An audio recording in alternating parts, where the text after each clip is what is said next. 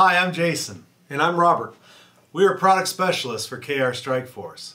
Today we would like to talk about some of the different grits of Avalon sanding pads and how and when to properly use this fantastic product.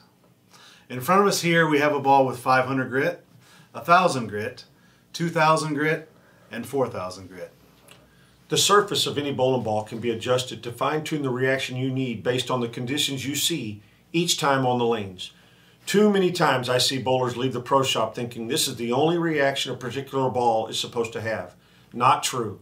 We're here to tell you how and when to use Avalon sanding pads.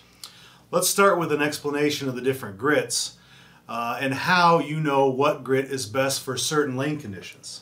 And Jason, we know this changes daily, but most bowlers don't take this into consideration. All your pros and top-level amateurs have learned how to use these tools to adapt to ever-changing lanes.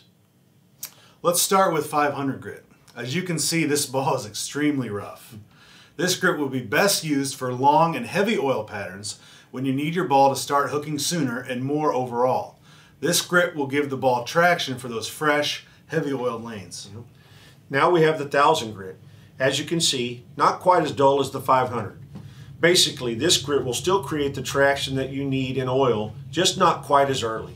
Again, these surfaces can be changed during practice to adapt to the conditions you're seeing. Next is 2000 grit.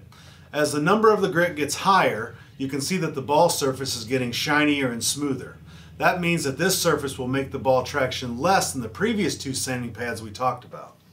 And finally, we have 4000 grit. You can see that this ball still maintains some of its shine. What we've done is opened up the pores in cover stock slightly by removing any polish or oil the ball may have had. This will create more length and better back-end ball reaction. That's right, Robert.